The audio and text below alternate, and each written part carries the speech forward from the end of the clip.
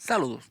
En el video anterior habíamos hablado sobre la expansión térmica, expansión lineal y expansión volumétrica, donde vimos algunos conceptos relacionados con la expansión y vimos algunas expresiones, tales como la siguiente, donde nosotros teníamos que delta B es igual a beta, que es el coeficiente de expansión de volumen, multiplicada por el volumen sub cero por el cambio de temperatura.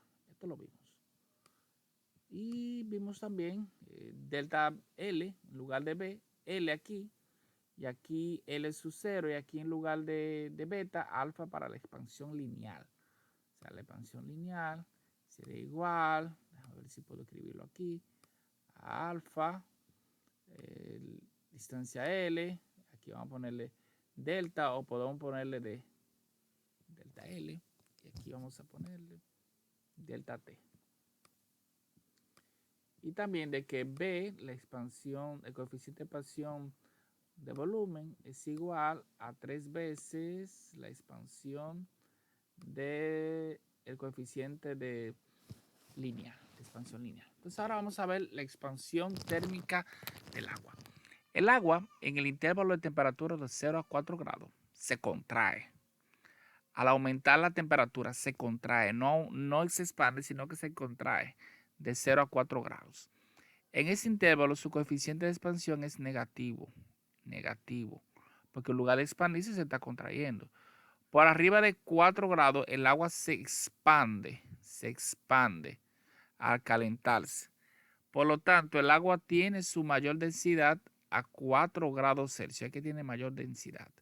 El agua también se expande al congelarse, cuando se congela ya, lo cual explica cómo se forman las jorobas en el centro de los compartimientos de una charola para cubitos de hielo. El cambio, la mayoría de los materiales se contraen al congelarse. El agua se expande. Solamente en los puntos del 0 a 4 grados se contrae su mayor densidad en el 4 grado Celsius y lo demás se expande. Entonces, revisando aquí esta presión acá, el volumen de 1 gramo de agua en el intervalo de temperatura de 0 a 10 grados. A los 100 grados, el volumen ha aumentado a 1034 centímetros cúbicos.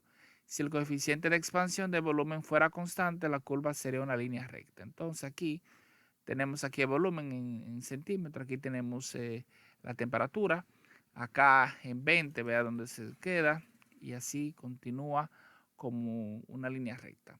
Entonces aquí una expansión de escala precisa no es exactamente lineal, lo cual tiene consecuencias importantes para la vida del planeta. Aquí vean, ya aquí, como está de aquí a acá al 4. Ahí hay una contracción y de ahí en adelante hay lo que se denomina una expansión aquí. Entonces, cuando está en 4 grados, donde tiene mayor densidad, de 0 a 4 se contrae. Recordamos esto. Bien, si el agua se comporta como la mayoría de las sustancias, contrayéndose continuamente al enfriarse y congelarse, los lagos se helarían de abajo hacia arriba. La circulación por las diferentes densidades haría subir continuamente el agua más caliente para un enfriamiento más eficiente. Y los lagos se congelarían por completo con mucha mayor facilidad. Esto destruiría todas las plantas y animales que no resisten el congelamiento. Si el agua no tuviera esta propiedad especial, la evolución de la vida habría seguido un curso diferente. O sea que gracias a esa propiedad es que podemos contar con un planeta como que tenemos. Bien, también tenemos aquí el esfuerzo térmico. Si sujetamos rígidamente los extremos de una varilla para evitar su expansión, o contracción, para que no ni crezca ni se contrae, ni se achique. Y luego variamos la temperatura. aparecerían esfuerzos de intención o comprensión llamados esfuerzos térmicos. Si evitamos que ella crezca o se contrae, la mantenemos en la misma posición, entonces aparecerán los llamados esfuerzos térmicos. La varilla quiere expandirse o contraerse, pero las abrazaderas no la dejan. Los esfuerzos pueden ser tan grandes que deforman irreversiblemente la varilla o incluso la rompan. Quizás sea conveniente repasar la explicación de esfuerzo y deformación en la sesión 11.4. Entonces, los ingenieros deben tomar en cuenta el esfuerzo térmico al diseñar estructuras. Las autopistas de hormigón y las cubiertas de puentes suelen tener espacio entre secciones llenos con material flexible o salvados por dientes que embonan con la finalidad de permitir la expansión y contracción del hormigón. Entonces mira que los dientes de la articulación de expansión de un puente se requieren esas articulaciones para dar cabida a los cambios de longitud resultado de la expansión térmica. Eso implica que a la hora de hacer una estructura, los ingenieros tienen que tomar en cuenta la expansión térmica y dejar espacio para como están muchas veces sujetadas, para el esfuerzo térmico. Bien, con la finalidad de permitir expansión y contracción de hormigón. Las tuberías de vapor largas tienen juntas de expansión o secciones con forma de U para evitar que se expanden o estiren al cambiar la temperatura. Si un extremo de un puente de acero está fijo rígidamente a su estribo, el otro por lo regular descansa en rodillos. Eso es para evitar. Para calcular los esfuerzos térmicos de una varilla sujeta, calculamos qué tanto se expandiría o contraería si no tuviera sujeta y luego calculamos el esfuerzo necesario para comprimirla o estirarla a su longitud original. Bueno, suponga que una varilla de longitud L0 y área transversal A se mantienen con longitud constante mientras se reduce la temperatura a T negativo, obviamente, causando un esfuerzo de tensión. El cambio fraccionario de longitud, si la varilla estuviera libre, sería delta L sobre delta cero térmico igual a alfa por delta T. Ahí estamos en frente de aquí de un cambio de longitud y el cambio y la longitud original de la varilla. Y aquí tenemos lo que es el delta T y L. ¿De dónde sale esto? Bueno, hace ratito cuando estábamos repasando, retroalimentando la clase, estaban diciendo que el delta L es igual a, vamos a ver, si me permiten, a delta, bueno, a alfa, primero alfa. Vamos a ver aquí, que es el coeficiente de expansión lineal por L sub 0, por el cambio en la temperatura. Bien, ahí lo tenemos. Entonces, si despejamos aquí, si L sub 0 pasa dividiendo, vamos a tener que delta L sobre delta sub 0, sobre L sub 0, perdón, ahí L sub 0, vamos a tener que eso va a ser igual a alfa, que es el coeficiente de expansión lineal, por delta T. Delta T, el cambio de temperatura. Y ahí, y aquí, me ponen esta forma acá, y decimos aquí térmico. Térmico. Más adelante explicaremos esto. Como delta L, como delta T son negativos, tanto delta L como delta T son negativos en este caso, porque aquí, si volvemos nuevamente a leer, aquí se nos está dando que sea negativo. Es decir, vamos a retomar aquí. Dice acá, para calcular los esfuerzos térmicos en una varilla sujeta, porque está sujeta, hay esfuerzo térmico. Calculamos qué tanto se expandiría o se contraería si no tuviera sujeta, Y luego calculamos el esfuerzo necesario para comprimirla o estirarla a su longitud original. O sea, ese esfuerzo se está calculando.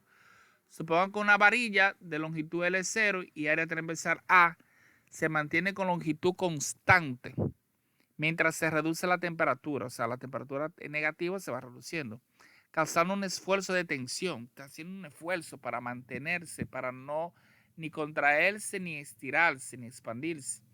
El cambio fraccionario de la longitud de la varilla, si fuera libre, sería el cambio, será la forma. Entonces, eso hasta ahí queremos llegar con respecto a esto. Entonces, tanto delta L como delta T son negativos. Aquí va a ser negativo y aquí va a ser negativo también, en ambos casos, porque va en contra de lo natural que ellas se supone que deben hacer. La tensión debe aumentar en una cantidad F apenas suficiente para producir un cambio fraccionario de longitud igual y opuesto a delta L y delta L y delta L sub 0 en tensión. Por la definición del módulo de Young en la ecuación 11.10, vamos a tener que Y va a ser igual a la fuerza dividida entre el área y también acá entre el cambio de longitud entre la longitud original. Así que el cambio de longitud entre la longitud original en tensión es igual a la fuerza por el área por Y. En este caso, lo que se ha hecho es que se ha hecho una multiplicación donde esta fuerza y esto ha pasado para este lado y esto ha pasado para este lado. Se podrá decir, se ha multiplicado por sus inversos multiplicativos y se ha obtenido esa expresión que está acá. Ahí. Si la longitud tiene que ser constante, el cambio fraccionario total de longitud debe ser 0. Si la longitud tiene que ser constante, si esa longitud tiene que ser constante, el cambio fraccionario total de longitud debe ser 0 también. Por la ecuación 17.10, que es esta, y 17.11, que es esta, implica que delta L sobre L sub 0 térmico más delta L por L sub 0 de tensión. Vamos a tener aquí el térmico, que es este aquí, lo vamos a sustituir, y esta aquí, que es de tensión, que va a ser igual a F sobre A sub Y eso va a ser igual a 0. Según esto, porque te dice si la longitud tiene que ser constante, el cambio fraccionario total de longitud debe ser 0.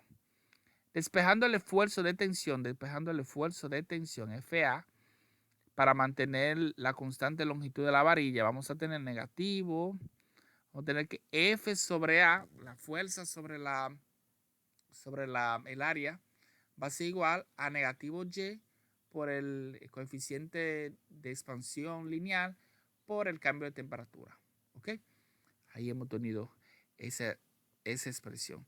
Nosotros obtuvimos esta utilizando el módulo de Young con esta expresión. Lo igualamos para poder despejar la tensión aquí. Luego tenemos ambas tensiones, la térmica y la de tensión aquí.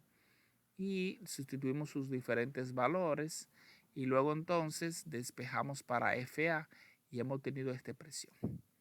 Entonces acá dice si la temperatura disminuye a T es negativo, así que F y FA son positivos.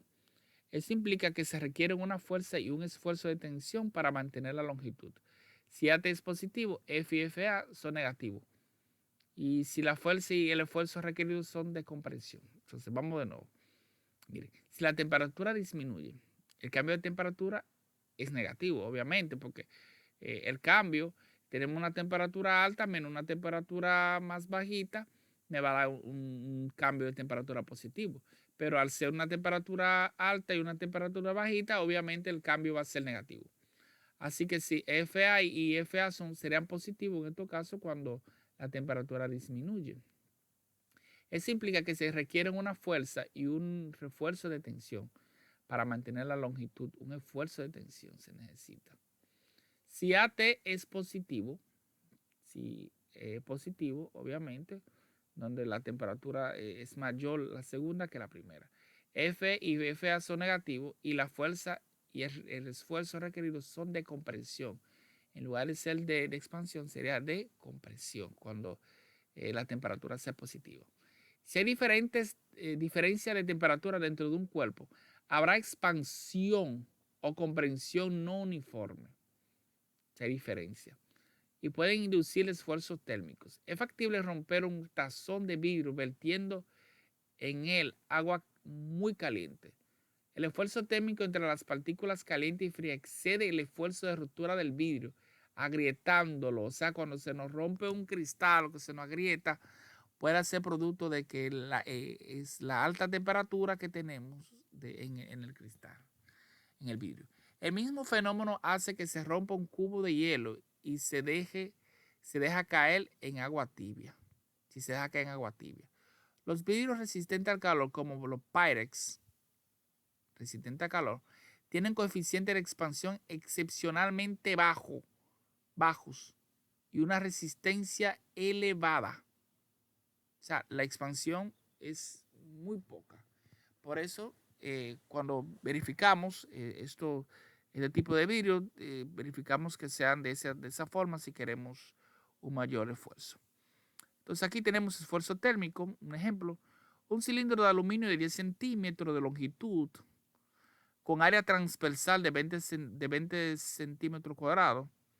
Tenemos un cilindro, tú sabes que un cilindro es algo así, muy parecido a la figura que está apareciendo ahí. Aquí tenemos esto aquí, de esta forma, ahí, y tenemos, es un cilindro de aluminio de 10 centímetros de longitud. Aquí tenemos la longitud de ahí, déjame ver, de ahí vamos a poner los 10, ahí y ahí, los 10 centímetros, hasta aquí, vamos a poner hasta aquí. Ahí tenemos los 10 centímetros con un área transversal. O sea, el área transversal se refiere aquí, de 20 centímetros cuadrados. Se usará como espaciador entre dos paredes de acero. Aquí tenemos la pared 1 y aquí tenemos la pared 2. Ahí.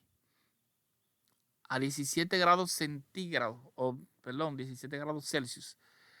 Si el cilindro apenas se desliza entre las paredes a esa temperatura, a 17 grados Celsius. Si se calienta a 22.3, un poquito más caliente, ¿qué esfuerzo habrá en el cilindro y qué fuerza total ejercerá este sobre cada pared, suponiendo que las paredes son perfectamente rígidas y están separadas por una distancia constante?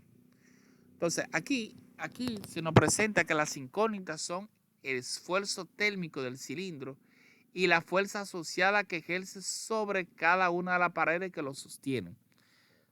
La figura 17.14 esta muestra el diagrama de la situación. Utilizaremos la ecuación 17.12 para relacionar el esfuerzo con el cambio de temperatura. Los valores necesarios para el módulo de Young, Y, y el coeficiente de expansión alfa son los de aluminio, el material que está hecho el cilindro. Es decir, que aquí, tú sabes que es aluminio. Obtendremos esos valores en la tabla 11.11 y 17.1. Eso lo tenemos ya pendiente. Ejecutar para el aluminio, Y es igual, o sea, módulo YAM va a ser igual a 7.0 por 10 a la 10 pascal. Y el alfa va a ser igual a 2.4 por 10 a la negativo 5. Kelvin elevado a negativo 1. El cambio de temperatura de 22.3 grados Celsius menos 17.2 grados Celsius. Mira cómo te pone aquí el grado aquí de este lado. Acuérdate de esto. Y que es lo mismo que Kelvin. Ahí no difiere entre Celsius y Kelvin. El esfuerzo es F sobre A. Entonces vamos a tener F sobre A igual a negativo. Acuérdate aquí que cuando decimos que de F, si es una temperatura mayor a una temperatura menor, entonces obviamente la temperatura va a ser positiva. Y si es positiva, aquí la fuerza va a ser negativa. Como habían hablado. La fuerza es FA. Entonces vamos a tener aquí que negativo el módulo de Young, alfa por delta T va a ser igual al 0.70 negativo por 2.4, que es aquí esta expresión, por delta T de temperatura, y al final nos dará esta cantidad, que va a ser igual a FA, acuérdate que F es Newton entre metros cuadrados, y eso me da Pascal. El signo negativo indica que se requiere un esfuerzo de compresión, no de tensión, como negativo, de comprensión, no de tensión, para mantener constante la longitud del cilindro. Este esfuerzo es indispensable. Este esfuerzo es independiente de la longitud y del área de la sección transversal. El cilindro, la fuerza total es el área transversal multiplicada por el esfuerzo, o sea, la fuerza, la A pasa a multiplicarse. Entonces, en este caso, F sobre A, es decir, que tú tienes la expresión A, en este caso A, me dieron A, vamos a ver cuánto fue que me dio A. A es el área, es 20 centímetros cuadrados, eso fue lo que nos dieron. Entonces eso convertido a metro cuadrado me da esa expresión, esa que está aquí. Entonces eso se multiplica por esta cantidad que tenemos, F sobre A, obviamente, y obtenemos que esta va a ser la fuerza. Es decir, casi 2 toneladas. El signo negativo indica compresión. El esfuerzo en el cilindro y la fuerza que ejerce sobre cada pared son inmensos. Eso destaca la importancia de contemplar tales esfuerzos térmicos de ingeniería. Entonces, miren, si nos vamos aquí nuevamente y repasamos un poquito, aquí nos dice acá, si la temperatura disminuye, AT es negativo, obviamente, porque va de una temperatura mayor a una temperatura menor. Cuando encontramos el delta T, va a ser negativo. Tanto F como FA van a ser positivos. Y esto implica que habrá una expansión. Y implica que requieren una fuerza y un esfuerzo de tensión, porque para mantenerse ahí, para mantener la longitud y no expandirse. Si AT es positivo, F y FA son negativos. Y si son negativos, la fuerza y el esfuerzo requeridos son de comprensión, como había hablado aquí cuando hablamos sobre eso. Por eso que te da negativo, por eso que te dice que el signo negativo indica que requiere un esfuerzo de compresión. ¿Ok? Entonces aquí evalúe su comprensión en la tira bimetálica en la figura 17.3a. El metal 1 es cobre. ¿Cuál de los siguientes materiales podría usarse como metal 2? Quizá haya más una respuesta: acero, latón, aluminio. Bueno.